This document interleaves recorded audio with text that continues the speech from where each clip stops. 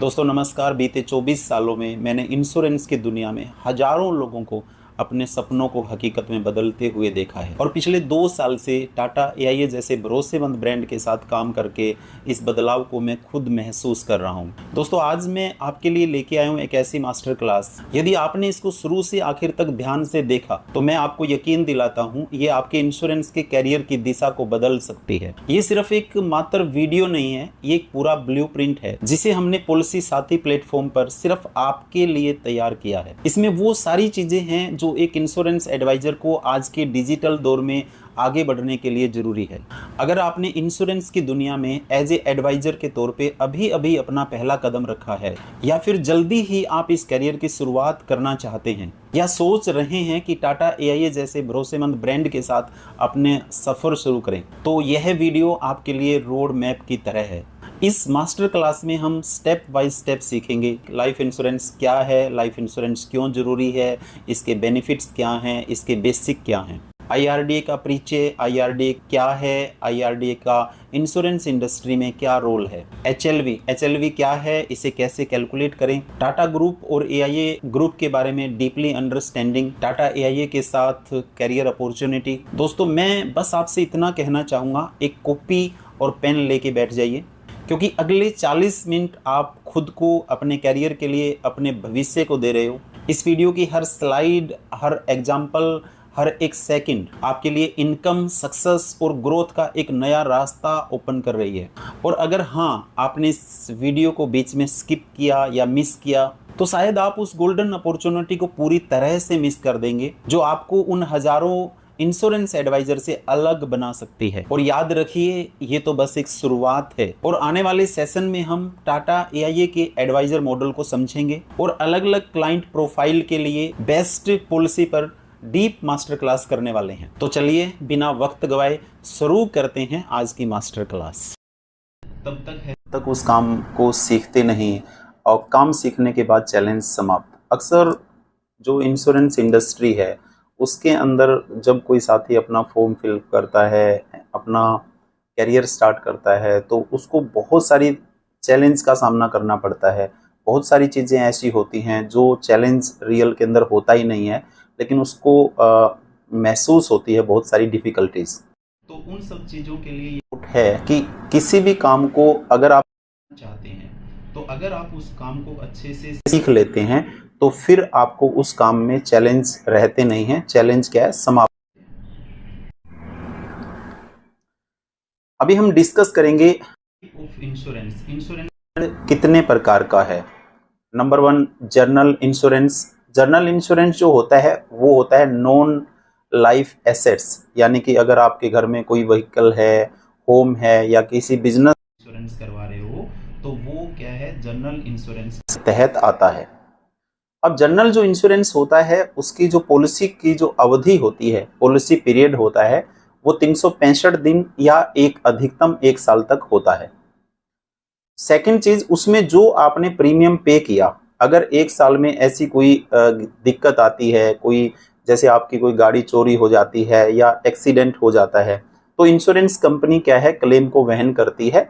अगर 1 साल तक सब कुछ ठीक ठाक रहता है तो वो पहले साल वाला प्रीमियम आपका पूर्णतः रूप से लैप्स हो जाता है और फिर आपको न्यू प्रीमियम पे करना पड़ता है। तीसरा इसमें क्या होता है, प्रीमियम हर बार चेंज होता रहता है।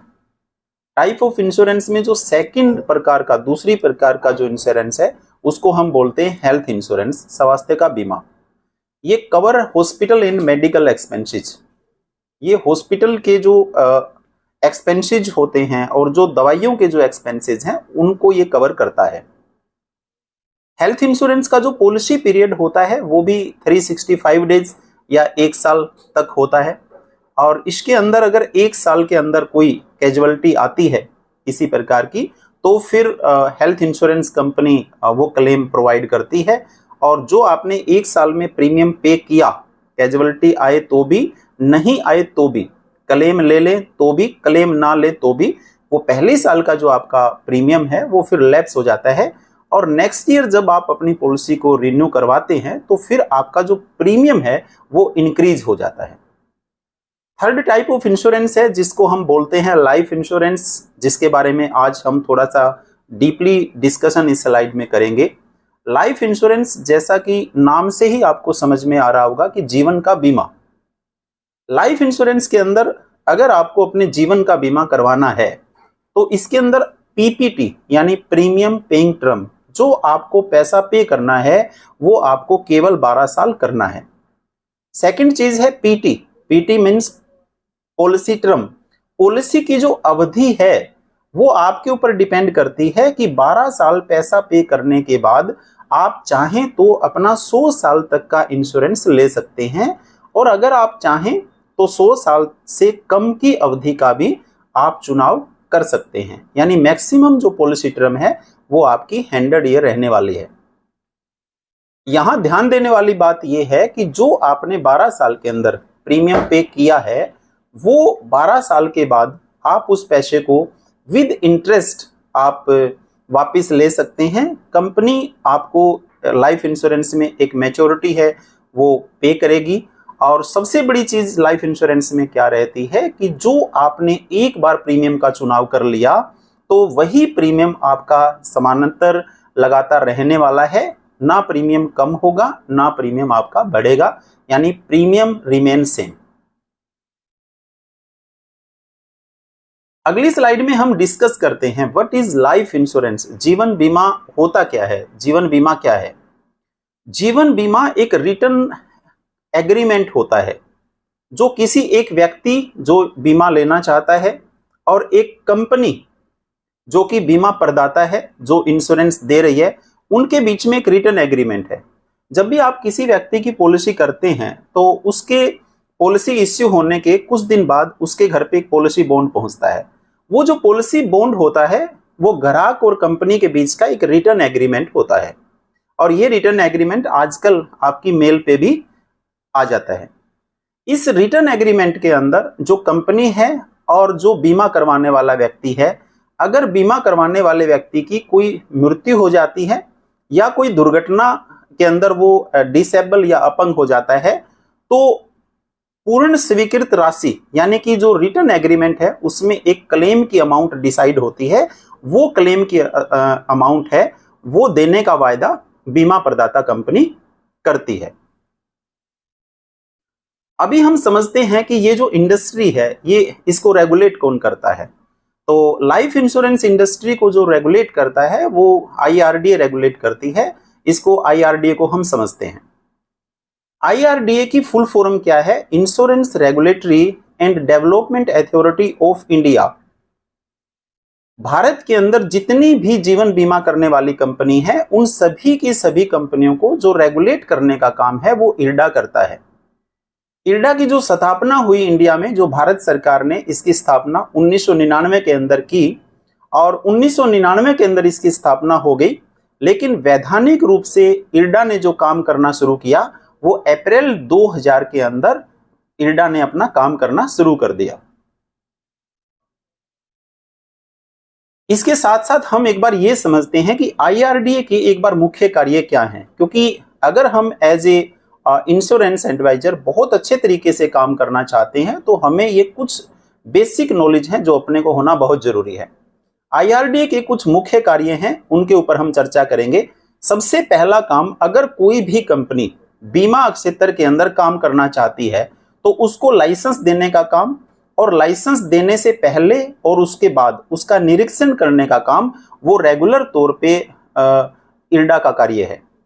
सेकंड, कोई भी इंश्योरेंस कंपनी जब किसी भी पॉलिसी को लॉन्च करती है और उस पॉलिसी को लॉन्च करने के साथ साथ एक प्रीमियम की जो राशि है वो जो डिसाइड करती है, इन दोनों दरों को नियंत्रित करने का काम वो भी IRDA करता है।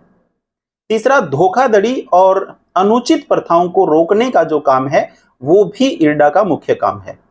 एक जो पॉलिसी धारक है, बीमा धारक के हित की अगर मैं बात करूं, उसके हित को रक्षा करना, हित इन द सेंस उसके पैसे की रक्षा करना, उसने जो पैसा किसी भी कंपनी में दिया है उसके पैसे की रक्षा करना, उसके क्लेम की रक्षा करना, यानी ग्राहक के हित की रक्षा करने का मुख्य काम है वो IRDA का है।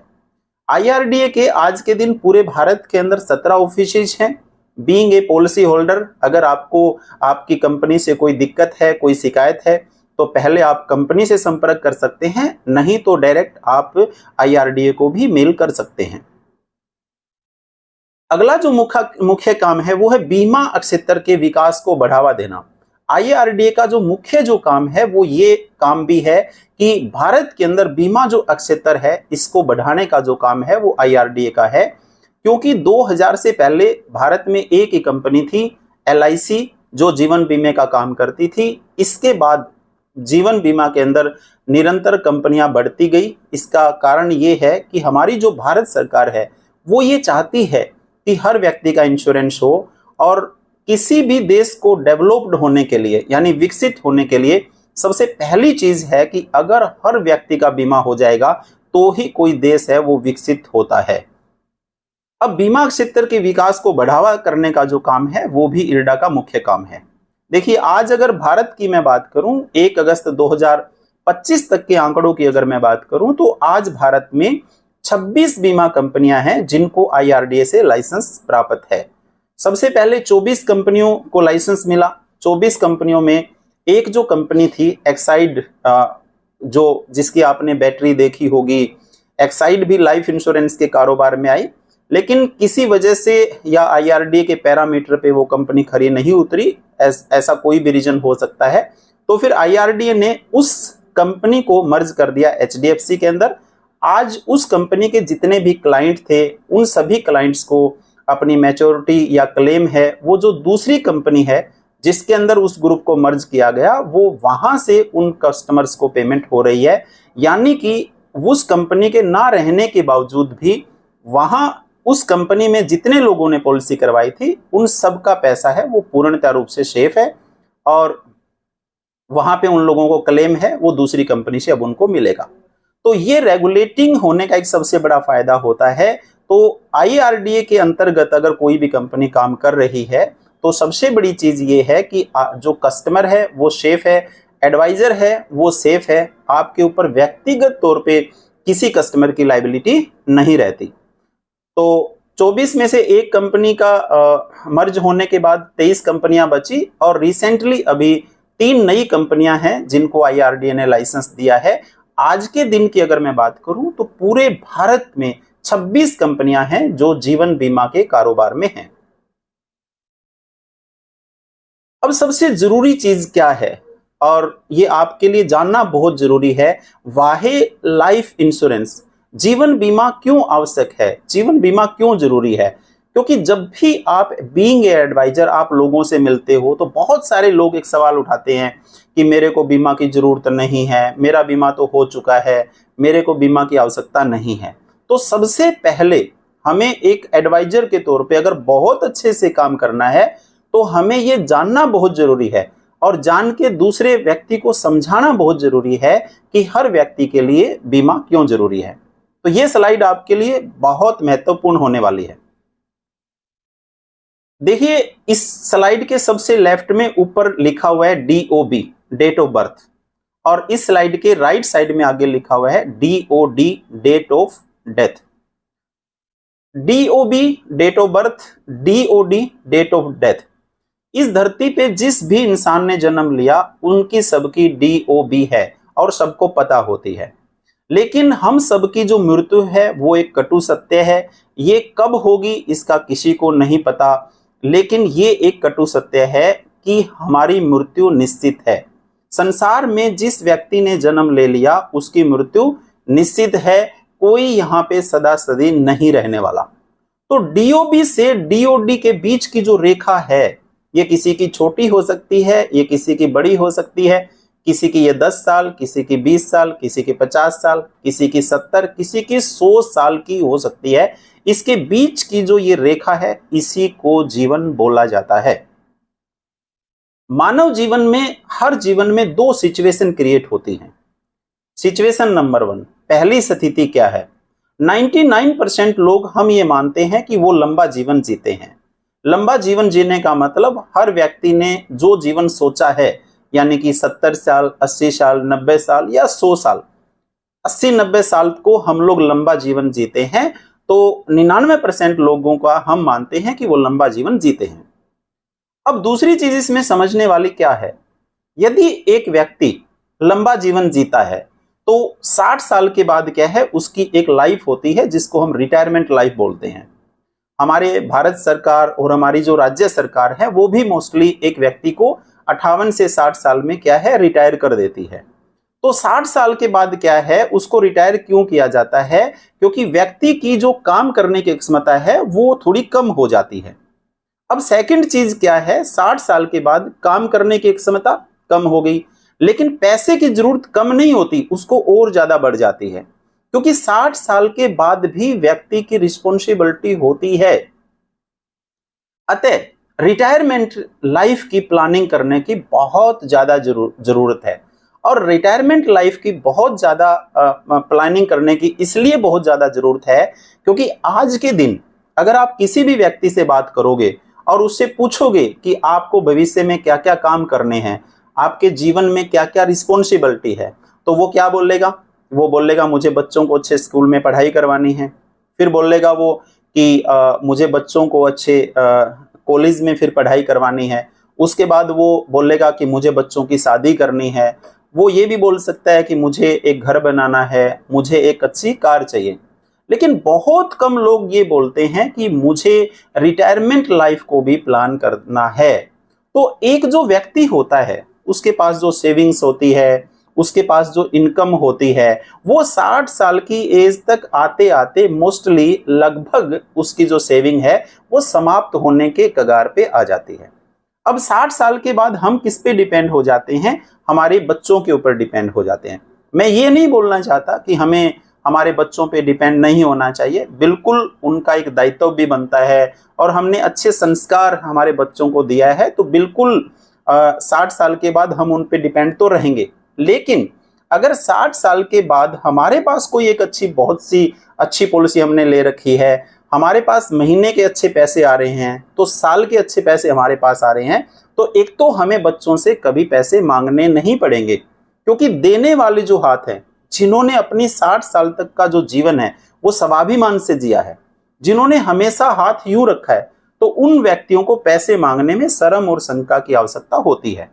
दूसरा, जरूरतें तो सभी की पूरी हो जाती है, लेकिन 60 साल के बाद की रिटायरमेंट लाइफ को एंजॉय नहीं कर पाता व्यक्ति अगर उसके पास खुद का पैसा नहीं है। जमीन उसने, मान लीजिए एक व्यक्ति ने बहुत सारी बना ली, जमीन को 60 साल बाद सेल नहीं कर पाओगे, प्लॉट को सेल नहीं कर पाओगे, घर आपके पास करोड़ों का है सेल नहीं कर पाओगे। तो कैश फ्लो आज के दिन हर व्यक्ति के पास होना बहुत जरूरी है। और लाइफ इंश्योरेंस के अंदर एक ऐसी बहुत अच्छी पॉलिसी है जिसमें आपको 58 साल के बाद हर महीने या हर साल या हर तिमाही या हर छठे महीने, जैसा आपको ऑप्शन अच्छा लगे, आप एक ऐसी अच्छी पॉलिसी ले सकते हैं जिसमें आपको हर महीने पैसा मिलेगा और आप 60 साल के बाद की जो लाइफ है उसको भी आप एंजॉय बहुत अच्छे तरीके से कर पाओगे। अब सिचुएशन नंबर 2 की तरफ हम जाते हैं, स्थिति नंबर 2। तो स्थिति नंबर 2 क्या है? अब स्थिति नंबर 2, सिचुएशन नंबर 2, हम ये मानते हैं कि 1% जो लोग हैं वो भारत में लंबा जीवन नहीं जी पाते। मैं कुछ आंकड़े भी आपको बताना चाहूंगा। आज अगर भारत के, मैं लास्ट ईयर की अगर मैं बात करूं या आप गूगल पे सर्च करोगे, तो भारत में प्रतिदिन की अगर मैं बात करूं तो प्रतिदिन 462 व्यक्ति हैं जो रोड एक्सीडेंट में मारे जाते हैं। अगर सालाना की बात मैं करूं तो करीबन ये संख्या 1,66,000 के लगभग हो जाती है।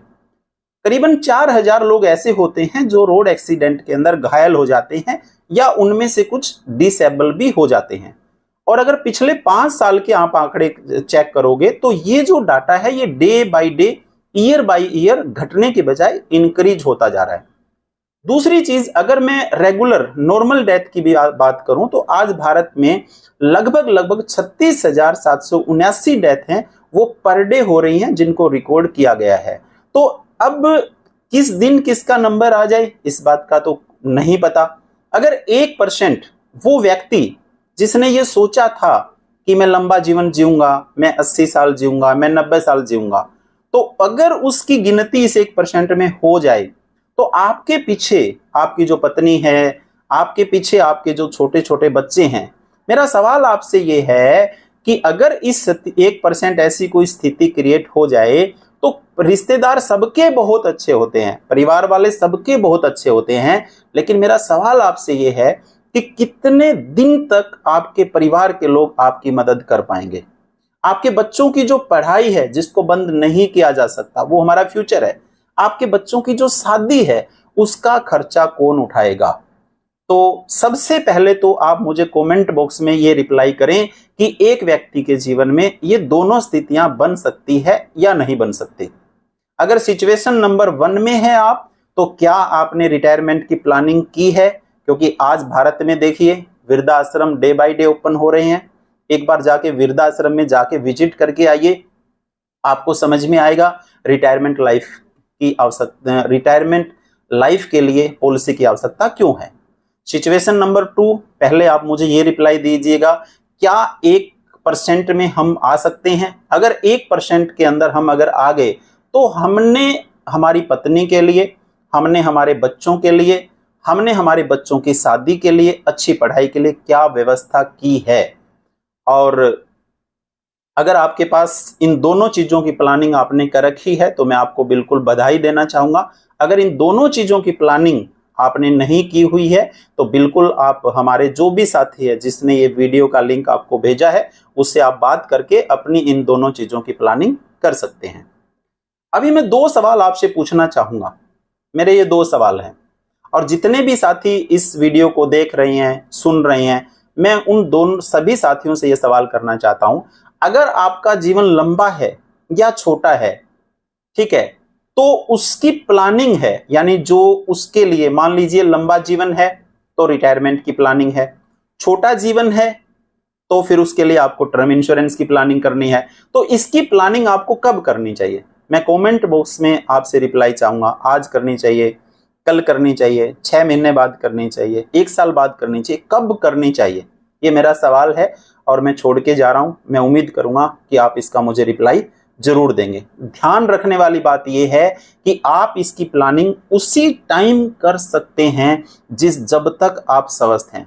जिस दिन परमात्मा न करे आप कभी अस्वस्थ हो, लेकिन अगर कभी भी अस्वस्थ हो गए तो देन फिर आप जीवन लंबा रहेगा या छोटा रहेगा, उसके बाद लाइफ इंश्योरेंस की प्लानिंग नहीं हो सकती।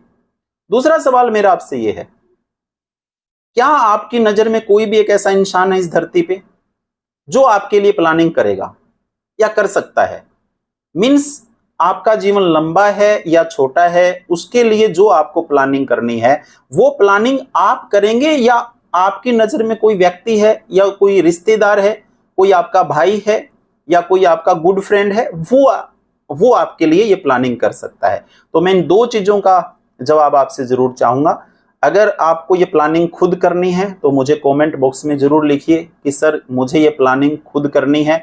और अगर आपको ये लगता है कि ये प्लानिंग तो मेरा कोई दूसरा दोस्त है वो कर देगा, तो आप कमेंट बॉक्स में जरूर लिखिए कि सर मेरे लिए ये प्लानिंग मेरे रिश्तेदार, मेरे दोस्त या परिवार वाले करेंगे। मुझे जरूर आपसे इन 2 सवाल का जवाब जरूर चाहिए। अभी एक बहुत महत्वपूर्ण टॉपिक के ऊपर हम आगे बढ़ते हैं और टॉपिक का नाम है HLV, human life value. Hindi में हम इसको समझते हैं मानव जीवन मूल्य। जैसा कि नाम से ही आपको समझ में आ जाएगा कि मानव के जीवन की जो वैल्यू क्या है, कीमत क्या है। सबसे पहले हम HLV को समझते हैं। HLV मानव जीवन मूल्य आप अपनी सेवानिवृत्ति तक, सेवानिवृत्ति इन द सेंस आपकी रिटायरमेंट एज, वो आपकी 55 हो सकती है, आपकी 58 हो सकती है, आपकी 60 हो सकती है, 2, 4, 5 साल ऊपर नीचे हो सकती है, जो भी, वो डिपेंड करता है कि आप काम क्या कर रहे हैं, उस पे आपकी रिटायरमेंट एज है, उस पे डिपेंड होती है। साथ में स्वास्थ्य के ऊपर भी आपकी रिटायरमेंट एज है, वो डिपेंड होती है। कुछ लोगों का स्वास्थ्य अच्छा रहता है, वो थोड़ा सा लंबा उनका रिटायरमेंट एज रहती है। कुछ लोगों का स्वास्थ्य है वो सही नहीं रहता, तो उनको समय से पहले भी रिटायरमेंट लेनी पड़ती है। तो आप अपनी रिटायरमेंट एज तक यानी सेवानिवृत्ति तक ये आपको अपनी चेक करनी है, कॉपी पेन पे लेके। अपने परिवार के लिए कितनी कमाई करेंगे, अपने परिवार को कितना पैसा कमा के देंगे, उसका आज के समय में क्या मूल्य है, उसको HLV बोलते हैं। आइए अब हम इसको बिल्कुल आसान शब्दों में समझते हैं, विद एग्जाम्पल समझते हैं कि ये HLV होती क्या है। आसान शब्दों में समझते हैं। मान लीजिए आज आपकी उम्र 35 साल है, मैंने ये एग्जाम्पल लिया है, लेकिन अगर आप इस वीडियो को देख रहे हैं, आपकी उम्र 30 साल है तो आप कॉपी पेन पे 30 लिख लीजिए, आपकी उम्र 35 है तो आप 35 लिख लीजिए, आपकी उम्र 40 साल है तो फिर आप यहाँ पे 40 साल लिख लीजिए, क्योंकि जो भी व्यक्ति इस वीडियो को देखने वाले हैं उन सबकी जो एज है वो सेम नहीं होने वाली, सबकी अलग अलग होने वाली है। तो मैं एक एग्जाम्पल माना मूलधन शो, मैंने एक एग्जाम्पल 35 साल का लिया है। यहां पे आपको अपनी HLV चेक करनी पड़ेगी, तो आप अपनी एज को लिख सकते हैं। अब हम ये मानते हैं कि आप 60 साल तक काम करेंगे, ज्यादा भी कर सकते हैं, कम भी कर सकते हैं, लेकिन हमें कोई चीज माननी पड़ेगी। अप्रोक्स माना कि आप 60 साल तक काम करेंगे, तो मतलब अभी आपके पास 25 साल और हैं काम करने के लिए। दूसरे शब्दों में 25 साल तक आप अपने परिवार वालों को और कमा के देंगे। अब दूसरी चीज हम क्या मानते हैं कि मान लीजिए कि आप महीने के कमाते हैं 50,000 रुपए, तो 12 महीने में आपकी इनकम क्या हुई, या साल में आपने कितना पैसा कमाया, तो 50,000 को मल्टीप्लाई करेंगे हम 12 से, ये हो जाएगा आपकी साल की कमाई 6 लाख रुपए। अब 6 लाख रुपए आप साल में कमाएंगे, तो 25 साल में आप कितना पैसा कमाएंगे, 25 साल में आप कितना पैसा कमा के अपने फैमिली को देने वाले हैं, तो इस 6 लाख को आप फिर 25 साल से गुना कर दीजिए। अगर 25 साल को हम 6 लाख से गुना करेंगे तो ये वैल्यू जो निकल के आएगी ये आएगी 1.5 CR, यानी कि 1.5 करोड़।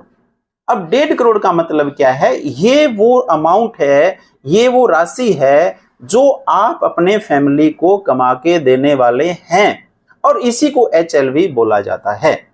अब हर व्यक्ति की HLV अलग अलग होगी, और HLV जो डिसाइड होगी वो 2 चीजों पे होगी। पहली चीज, आज की आपके पास आज की उम्र क्या है, कितने साल आप कमाने वाले हैं, जो ज्यादा कमाएगा उसकी ज्यादा हो जाएगी, जो कम साल बचे हैं जिसके पास कम हो जाएगी। दूसरा इफेक्ट इसके अंदर ये आएगा, आपकी मंथली इनकम क्या है, जिसकी मंथली इनकम ज्यादा होगी उसकी HLV ज्यादा आएगी, और जिसकी मंथली इनकम कम होगी उसकी HLV कम आएगी। तो मेरी आप सबसे रिक्वेस्ट ये है, जो भी साथी इस वीडियो को देख रहा है, सबसे पहले आप अपनी HLV निकालें, आपकी HLV क्या है, और आप अपनी HLV निकाल के, मेरी रिक्वेस्ट है जरूर आप कमेंट बॉक्स में अपनी HLV निकाल के जरूर आप कमेंट करें। अभी आपने HLV को जाना, लेकिन हम समझते हैं कि HLV मैंने क्यों समझाया, HLV को निकालना क्यों जरूरी है, किसी भी व्यक्ति के लिए अपनी ह्यूमन लाइफ वैल्यू को जानना क्यों जरूरी है। उसके 3 रीजन हैं साथियों, उसके 3 स्ट्रॉन्ग रीजन हैं। सबसे पहला रीजन ये है कि HLV ये बताता है कि आप रहें या ना रहें, आपके परिवार को आपकी कमाई के बराबर पैसा कैसे मिलेगा। यदि आपने अपनी HLV निकाली, और हमने पीछे एक एग्जाम्पल लिया था X व्यक्ति का, X व्यक्ति की HLV क्या निकली, 1.5 करोड़ रुपए। अब X व्यक्ति को एक चीज पता चल गई कि मैं मेरी पत्नी और बच्चों को 1.5 करोड़ रुपए का कमा के दूंगा अगले 25 साल में। अगर वही व्यक्ति 1.5 करोड़ का बीमा करवा ले, और वो व्यक्ति 1% सिचुएशन नंबर 2 में आ जाए, इस धरती पे ना रहे किसी भी कैजुअलिटी की वजह से, और ऐसा किसी के साथ भी हो सकता है, तो उस स्थिति के अंदर वो जो व्यक्ति है उसको जो 1.5 करोड़ रुपए कमा के अपनी फैमिली को देने थे, अगर उसने अपना 1.5 करोड़ का बीमा ले लिया तो वो 1.5 करोड़ ऑन सपोर्ट उसकी फैमिली को मिल जाएंगे। अब इंसान की कमी तो कोई भी पूरी नहीं कर सकता, और हम भी पूरी नहीं कर पाएंगे, बीमा कंपनी भी पूरा नहीं कर पाएगी, लेकिन उस व्यक्ति ने अपने परिवार को जो 1.5 करोड़ रुपए कमा के देने थे, उसकी जगह उस बीमा कंपनी ने 1.5 करोड़ रुपए ऑन स्पॉट इकट्ठे दे दिए। अब उसकी फैमिली के अंदर जो सर्वाइवल थे उसकी दिक्कतें नहीं रहेंगी, बच्चों की स्कूलिंग बीच में नहीं रहेंगी, बच्चों को जिस स्कूल में कॉलेज में पढ़ना था वहां पे पढ़ेंगे, बच्चे की शादी बहुत अच्छी से कर पाएंगे, और जो पत्नी है जिसको वो 7 फेरे लेके आया था वो रिटायरमेंट लाइफ को बहुत अच्छे तरीके से जी पाएगी। तो HLV निकालनी क्यों जरूरी है, क्योंकि ये तय करती है, ये डिसाइड करती है कि आपको कितने का बीमा करवाना चाहिए। सेकंड चीज क्या है, सही लाइफ इंश्योरेंस कवरेज तय करने में मदद करती है, मैं समझा चुका हूं। अब अगर आपकी HLV है 1.5 करोड़ की, आपने बीमा ले लिया 5 लाख रुपए का, अगर इस व्यक्ति के साथ कोई मिस हैपनिंग हो गई तो वाइफ को कितने मिलेंगे? 5 लाख। तो 5 लाख रुपए में जिस आदमी को 1.5 करोड़ रुपए कमा के अपनी पत्नी को देने थे और उसके जाने के बाद उसको मिल रहे हैं सिर्फ 5 लाख रुपए, तो मेरे दोस्त उस पत्नी को और उन बच्चों को कहीं ना कहीं जरूर दिक्कत आने वाली है। आपके परिवार की आर्थिक सुरक्षा का सही आंकड़ा है? बिल्कुल। आपके परिवार की फाइनेंशियल सिक्योरिटी किसके ऊपर डिपेंड है? उस आदमी के ऊपर डिपेंड है जो आज घर से निकल के काम कर रहा है। तो डेफिनेटली आपके परिवार की आर्थिक सुरक्षा का जो आंकड़ा है वो बिल्कुल HLV है, और मैंने बहुत अच्छे तरीके से विद एग्जांपल आपको समझाया है। अब सबसे बड़ी चीज यहाँ पे क्या है, एक व्यक्ति को कम से कम कितना इंश्योरेंस लेना चाहिए? जब भी आप फील्ड में जाते हैं, जब भी आप लोगों से मिलते हैं, बहुत सारे एडवाइजर हैं हमारे साथ जुड़े हुए हैं और बहुत सारे क्लाइंट भी हमारे साथ जुड़े हैं। ये पहला जो सवाल है ये एडवाइजर को क्लियर होना चाहिए। क्यों क्लियर होना चाहिए? क्योंकि बहुत सारे लोग बोलते हैं कि मेरा तो बीमा हो चुका है, मुझे ज्यादा बीमा की आवश्यकता नहीं है, या मैं बीमा लेके क्या करूंगा। तो इस स्लाइड के अंदर हम ये समझेंगे कि एक आदमी को एटलीस्ट कम से कम बीमा कितना लेना चाहिए। अब इसका एक गोल्डन रूल है, और गोल्डन रूल क्या है? इंश्योरेंस कवर आपकी सालाना आय का 10 से 15 गुना होना चाहिए। अब 10 से 15 गुना क्यों होना चाहिए? ये जरूरी क्यों है? उसका सबसे बिगेस्ट रीजन है क्योंकि जो घर में पैसा कमाने वाला व्यक्ति है, अगर वो नहीं रहता है तो परिवार का जो रेगुलर खर्च है, जिसको हम पानी का बिल बोलते हैं, जिसको हम बिजली का बिल बोलते हैं, जिसको हम दूध का बिल बोलते हैं, घर में जो सुबह से शाम तक जो हमारा ब्रेकफास्ट है, लंच है, डिनर है, ये वो बेसिक चीजें हैं, ये कभी भी नहीं रुकेंगी। ये मंथली एक्सपेंडिचर आपकी अनुपस्थिति में आपकी फैमिली को चलाना ही पड़ेगा, चाहे आपके जाने के बाद उन्हें कुछ भी करना पड़े। आपके जो बच्चे हैं, ऐसा नहीं है कि वो स्कूल से ड्रॉप आउट हो जाएंगे, हमें उन्हें भविष्य के लिए पढ़ाना ही पड़ेगा। और बच्चों की पढ़ाई में +2 तक वाली नहीं बोल रहा, +2 के बाद पढ़ाई पे अलग तरीके के खर्चे आने शुरू हो जाते हैं। फिर बच्चों की शादी करनी पड़ेगी, और अगर आपके पास कोई लोन है किसी तरीके का, मान लीजिए कोई क्रेडिट कार्ड है, कोई होम लोन है, कोई कार लोन है, कोई गोल्ड लोन है, किसी भी तरीके का लोन है, कोई KCC लोन है, तो व्यक्ति के जाने के बाद वो कभी भी लोन माफ नहीं होते। उन सभी लोन को चुकाने की जिम्मेवारी उनकी पत्नी और बच्चों की है। जिस प्रकार एक पेरेंट्स की, जिस प्रकार एक पिता की प्रॉपर्टी में उसकी पत्नी और बच्चों का हक होता है, सेम उसी प्रकार एक पिता के लिए गए लोन के अंदर भी उसके बच्चों का और उसकी पत्नी की लायबिलिटी बनती है कि अगर वो व्यक्ति नहीं है तो ये सारी चीज वो उसकी फैमिली को चुकाना ही पड़ेगा। अभी एक एग्जांपल से समझते हैं कि अगर आपकी आय सालाना 6 लाख रुपए है तो डेफिनेटली आपको इंश्योरेंस कवर मिनिमम 60 लाख से 90 लाख का बहुत बहुत जरूरी है। 90 लाख रुपए का क्यों बोल रहा हूं मैं? क्योंकि 90 लाख रुपए को अगर आप बैंक में डिपॉजिट करवा भी देंगे तो बैंक आपको 50,000 की जगह आराम से 60,000 रुपए महीना इंटरेस्ट देता रहेगा, और व्यक्ति की कमी तो पूरी नहीं होगी, लेकिन आपके घर में उतने ही पैसे सेम आते रहेंगे। हम एसोसिएट जो हैं वो टाटा ग्रुप के साथ हैं। हम टाटा की बात करेंगे तो टाटा ग्रुप का एक परिचय मैं आपको देना चाहता हूं। देखिए, टाटा जो ग्रुप है वो भारत का एक बहुत बड़ा ग्रुप है। इसकी स्थापना 1868 में हुई, और एक ये भारत का ट्रस्टेड ग्रुप है, और बहुत विश्वास के ट्रस्ट के नाम पे टाटा का नाम सबसे ऊपर रहता है।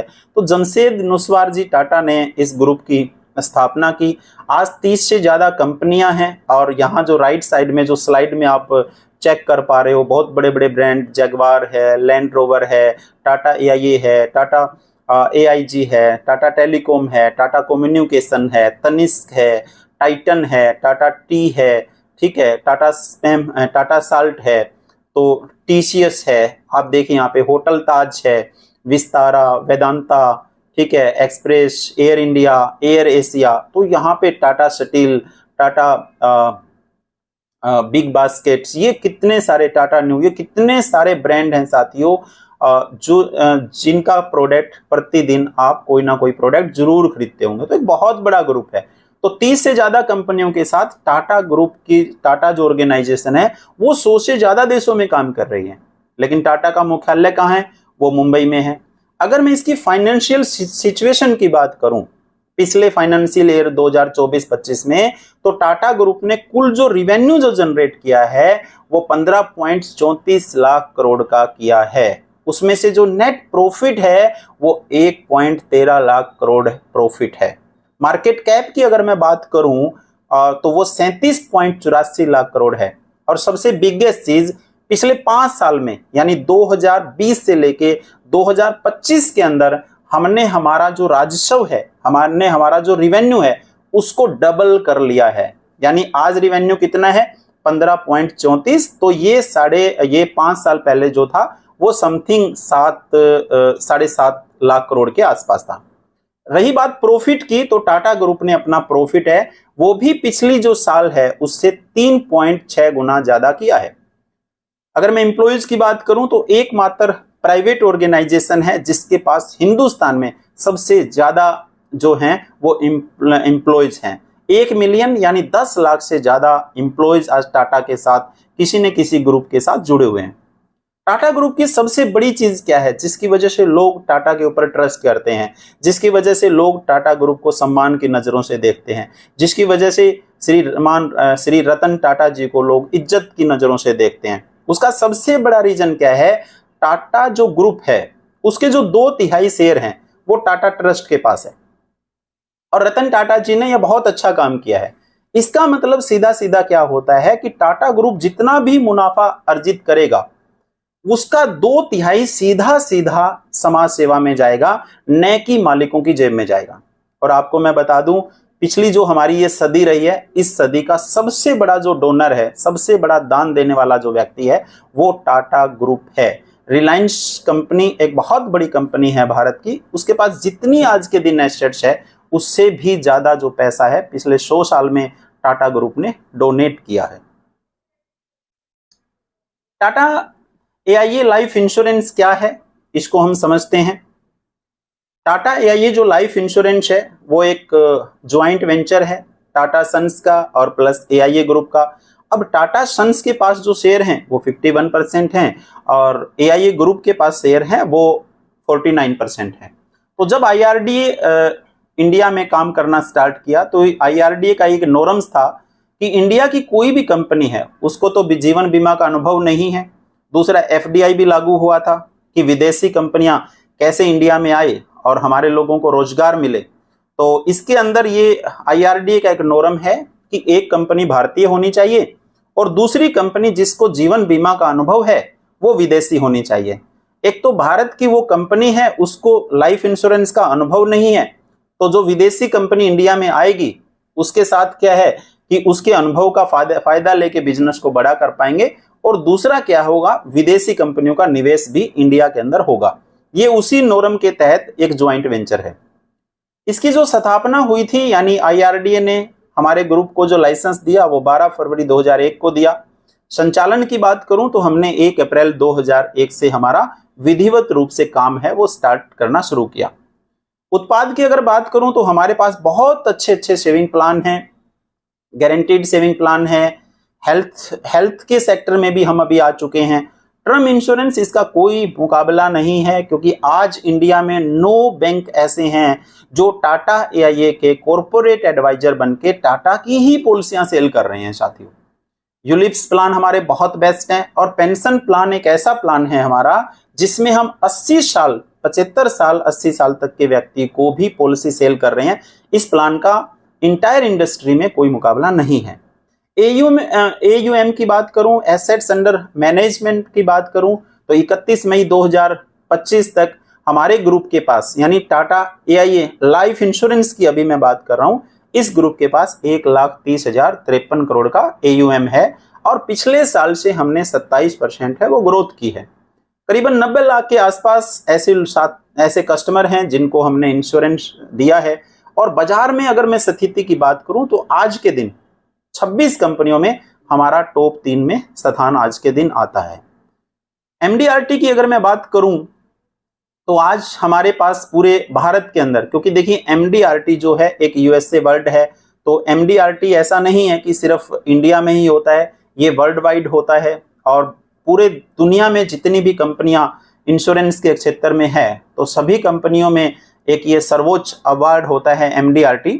तो भारत में अभी 26 कंपनियां हैं, तो 26 कंपनियों के अंदर अगर मैं बात करूं तो पिछले लगातार जो 3 साल रहे हैं हमारे, 24-25 रहा, फिर उसके बाद 23-24 रहा और फिर उसके बाद 22-23 रहा। तो इन तीनों साल के अंदर हम पूरी इंडिया के अंदर नंबर 1 पे रहे हैं। किस चीज में? MDRT प्रोड्यूस करने में। और अगर हमारी ग्लोबली रैंकिंग की बात करूं, अगर मैं विश्व की जो रैंकिंग है उसकी अगर मैं बात करूं तो उसमें हम लोग नंबर 4 पे रहे हैं और हमने 2 नंबर का जंप किया है। उससे पिछले साल हमारी ग्लोबली रैंकिंग 6 थी, लेकिन पिछले साल हमने इसको 4 पे अपने आप को अपग्रेड किया है। और लास्ट फाइनेंशियल ईयर में करीबन 2871 हमारे सदस्य ऐसे हैं जो पूरे भारत के अंदर MDRT हैं, वो क्वालिफाई हुए हैं। ये रीजन क्या है साथियों? यहाँ पे थोड़ी सी चीज आपको समझनी है कि आप टाटा AIA के साथ ही क्यों जुड़े। उसका रीजन क्या है साथियों? उसका रीजन है हमारा जो एसोसिएट पार्टनर है AIA। उसके बारे में थोड़ी सी हम आगे अगले स्लाइड में हम थोड़ा सा उसके ऊपर बात करेंगे। अभी जो हमारी नेक्स्ट जो स्लाइड है उसमें हम समझेंगे वाहे Tata AIA as a career. आपके पास और भी कंपनीज हैं, आप वहां भी जाके एज ए इंश्योरेंस एडवाइजर बन सकते हो, लेकिन आज का हमारा विषय ये है कि आप टाटा AIA के साथ ही अपना कैरियर क्यों चूज करें, क्यों बनाएं। सबसे बड़ी चीज क्या है साथियों? Claim settlement ratio. पिछले साल 24-25 के अंदर हमने 99.41% साथियों क्लेम है वो क्लेम सेटलमेंट करके दिया है। प्रीमियम इनकम की अगर मैं बात करूं पिछले साल की, वो 31,484 करोड़ है और हमने 23% ज्यादा बिजनेस साथियों लास्ट ईयर में किया है। टाटा AIA के आपको पता होगा कि हम लोग NFO लॉन्च करते रहते हैं और NFO हमारी बहुत अच्छी रिटर्न देते हैं। मार्केट में जो BSE है उससे भी हमने 10% हमेशा रिटर्न ज्यादा दी है। तो हमारे फंड की जो परफॉर्मेंस है वो हमारे 99.93% जो हमारे फंड हैं उनकी जो एसेट्स अंडर मैनेजमेंट है, तो मॉर्निंग स्टार एक रेटेड एजेंसी है। वो ऐसा नहीं है कि सिर्फ टाटा की है, ये इंडिया की वो सारी कंपनीज जो फंड्स के अंदर काम करती है, ठीक है, जिनके पास यूलिप के प्लान है, तो उनके फंड्स को उनकी परफॉर्मेंस के आधार पे उनको रेटिंग देती है। जैसे आप कभी होटल्स में जाते हो तो अगर आपने 4 या 5 स्टार होटल का चुनाव कर लिया तो मतलब ये है कि वहां आपको पैसा तो पे करना पड़ेगा, लेकिन क्वालिटी से आप बहुत सेटिस्फाइड रहेंगे। तो सेम ये चीज क्या है कि टाटा के जितने भी फंड्स हैं जिसके अंदर टाटा आपके फंड को लगा के ग्रो करती है और जिसका रिटर्न आपको मिलता है, वो सारे के सारे फंड 4 या 5 स्टार रेटेड हैं, अगर मैं पिछले 5 साल को बेस मानूं तो। अभी यहाँ पे मैं कुछ 3 फंड्स के एग्जांपल आपको देना चाहूंगा। मल्टी कैप फंड की अगर मैं बात करूं तो इसका रिटर्न हमने 31.40% दिया है, सीधा सीधा 2.5% सैकड़ा हो जाता है आम भाषा में। टॉप 200 फंड की अगर मैं बात करूं तो सेम 32.30% का रिटर्न हमने दिया है। उसके बाद इंडिया कंजप्शन फंड की अगर मैं बात करूं तो 30.44 का रिटर्न हमने दिया है। और ये चीज मेरे कह देने से नहीं है, ये सारी की सारी जो चीज है इसके अंदर आप इन सभी चीजों को गूगल पे जाके आप चेक कर सकते हो कि क्या टाटा AIA ने इतना रिटर्न अपने कस्टमर्स को दिया है कि नहीं दिया। और सबसे बड़ी चीज, ये सारा का सारा जो रिटर्न है, कंप्लीट जो रिटर्न है, ये टोटली टैक्स फ्री है। इस पे अगली जो स्लाइड हमारी होंगी, नेक्स्ट जो हम वीडियो आपके बीच में लेके आएंगे, उस पे हम इन चीजों पे बहुत अच्छे से डीपली डिस्कशन करेंगे। आज भारत के अंदर 600 से ज्यादा हमारी शाखाएं हैं, ये बहुत बड़ी बात है। यानी पूरे हिंदुस्तान के अंदर आप टाटा AIA के अंदर कहीं भी किसी भी ब्रांच में आप काम कर सकते हैं, पूरा हिंदुस्तान आपके लिए है। और अगर आपकी पॉलिसी को चले हुए 3 साल से ज्यादा का समय हो गया है तो मात्र 4 घंटे में हमारा एक्सप्रेस क्लेम सेटलमेंट है। हम 4 घंटे में पार्टी को क्लेम है वो उसके अकाउंट में क्रेडिट कर देते हैं। NRI मार्केट बहुत बड़ी है साथियों। NRI जैसे ही आप टाटा AIA के एडवाइजर बन जाते हैं तो पूरे भारत में जितने भी लोग हैं सबकी पॉलिसी करने का राइट आपके पास है। और करीबन 3.5 करोड़ ऐसी पॉपुलेशन है जो हिंदुस्तान के हैं, या तो वो बाहर जाके एनआरआई में कन्वर्ट हो गए या फिर वहां पे उन्होंने पीआर ले ली। तो उन सभी लोगों का, उन सभी व्यक्ति का बीमा भी आप यहाँ पे, अगर आप टाटा AIA के एडवाइजर हैं तो आप यहाँ पे कर सकते हैं। ऑनलाइन मेडिकल की फैसिलिटी है, उनको जीएसटी नहीं पे करना पड़ेगा, टैक्स का लाभ उनको बहुत मिलेगा, प्रीमियम बहुत उनका क्या फ्लेक्सिबल रहेगा। तो एनआरआई कस्टमर को भी आप ट्रीट कर सकते हैं और ये बहुत बिगेस्ट मार्केट है। एआई की मैं छोटी सी बात करना चाहूं तो AIA की स्थापना जो हुई वो 1919 में हुई। इसका सीधा सीधा मतलब यह हुआ कि आज AIA के पास सिर्फ और सिर्फ इंश्योरेंस सेक्टर में 106 साल का अनुभव है और एशिया महाद्वीप की ये सबसे बड़ी कंपनी है AIA। और मैं जो बात आपके साथ कर रहा था वो बात मैं ये कर रहा था पिछली स्लाइड के अंदर कि आज पूरे भारत के अंदर 26 कंपनियों में हमारे पास ज्यादा MDRT क्यों है, हम ग्लोबली छठे से चौथे नंबर पे क्यों आए, उसका सबसे बिगेस्ट रीजन क्या है, हमारा जो पार्टनर है AIA उसके पास स्किल है, उनके पास 106 साल का अनुभव है कि लोगों को कैसे डेवलप किया जाता है, बिजनेस कैसे निकाला जाता है। टाटा का जो एजुकेशन सिस्टम है वो रियल में बहुत बहुत स्ट्रॉन्ग है, क्योंकि टाटा को तो अभी 24-25 साल का अनुभव है, लेकिन हमारा जो पार्टनर है उसका इंश्योरेंस का अनुभव 106 साल का है। तो ये एक बहुत बड़ी पावर है साथियों। AIA आज के दिन वर्ल्ड वाइड काम कर रही है और हिंदुस्तान में भी बहुत बड़े लेवल पे आज के दिन काम कर रही है। तो AIA की जो पावर है वो टाटा के साथ है और टाटा अपने आप के अंदर एक बहुत बड़ा ग्रुप है जिसको 150 साल से ज्यादा का समय हो गया और जिसपे हर हिंदुस्तानी है वो टाटा ग्रुप पे ट्रस्ट भी करता है और गर्व भी उस पे करता है। तो ये जो कुछ पॉइंट्स हैं साथियों, इन ये पॉइंट्स हैं, ये डिसाइड करते हैं कि टाटा AIA का चुनाव एज ए करियर के रूप में अगर आप कर रहे हैं तो ये वास्तव में आपका सही डिसीजन होने वाला है। मैं दिल से आपका आभार व्यक्त करता हूं, आपने अपना कीमती समय निकालकर इस मास्टर क्लास को लास्ट तक देखा। यकीन मानिए आपका यही कमिटमेंट आने वाले समय में आपकी सफलता की असली पहचान बनेगा। और दोस्तों यह तो बस शुरुआत है, अगली मास्टर क्लास में हम टाटा AIA के एडवाइजर मॉडल की गहराई में उतरेंगे। कैसे आप टाटा AIA के साथ जुड़कर एक स्थायी और लगातार बढ़ती हुई इनकम बना सकते हैं, हमारे पास कौन कौन से इंश्योरेंस प्लान उपलब्ध हैं और क्लाइंट की जरूरत के हिसाब से कौन सी पॉलिसी क्लाइंट के लिए सबसे बेस्ट है। यानी अगला जो सेशन होगा उसमें हम आपको केवल थ्योरी तक ही सीमित नहीं रखेंगे और प्रैक्टिकल सेल्स अप्रोच जिसे आप तुरंत लागू कर पाएंगे। मेरे दोस्त अब बारी आपकी है।